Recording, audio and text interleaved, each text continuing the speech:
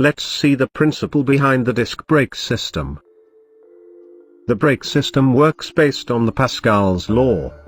The law states that pressure exerted anywhere in a contained incompressible fluid is distributed equally in all directions throughout the fluid.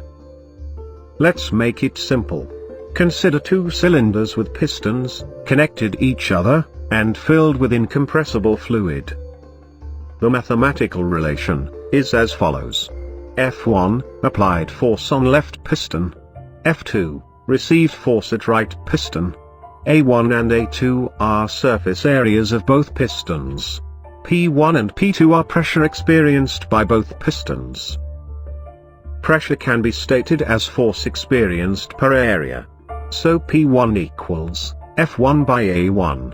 And P2 equals F2 by A2. According to Pascal's law, pressure on both pistons are equal, which gives us P1 equals P2. So, when force is applied to the left piston, the fluid will transmit the force to the right piston surface. But it will be a factor of the ratio of two piston surfaces. This concludes that, with a small force F1 at left piston, will give a higher force F2 at right piston, provided if A2 is greater than A1. With this, the left piston can act at the pedal side, and the right piston can act at the wheel side, transferring energy from pedal to the brakes. Now we know the theory, let's see how this works in real. Let's see the exploded view of a car wheel, and the parts involved. The wheel hub assembly, the disc brake rotor, the brake caliper assembly, the wheel, and the lug nuts. The wheel hub assembly holds the wheel and the disc rotor, and the bearing inside it allows their smooth rotation. The disc rotor is the part to which the brake pads squeeze against. This will create friction that retards the rotation of the wheel. The disc rotor produces a lot of heat due to this friction, and the drilled holes provides ventilation to remove this heat.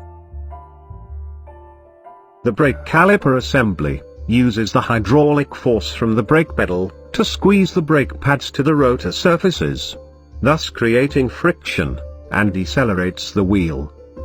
The caliper assembly consists of the caliper bracket, slider pins, dust boots, inner brake pad, outer brake pad, caliper frame, and inside it, the piston.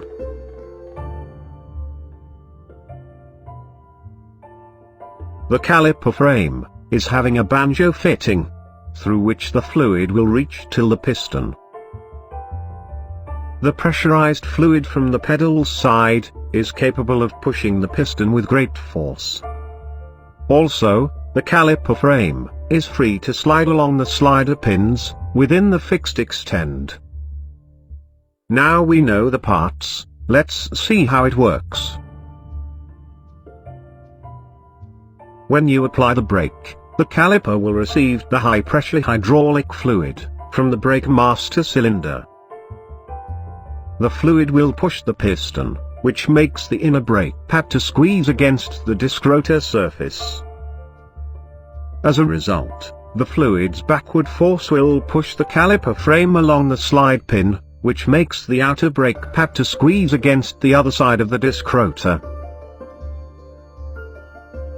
Let's see one more time from the top view. The fluid pushes the piston, and the piston pushes the inner brake pad. Once the inner brake pad is pushed against the rotor, the fluid will push the caliper frame. The outer brake pad will now be pulled towards the other side of the disc rotor. This is how the disc brake system works on wheel side. In the next part, we will see what's a master cylinder, and how it transfers fluid to the caliper. Thank you for watching this video. If you love it, please like and share. And don't forget to follow Automotive Technology for more interesting videos.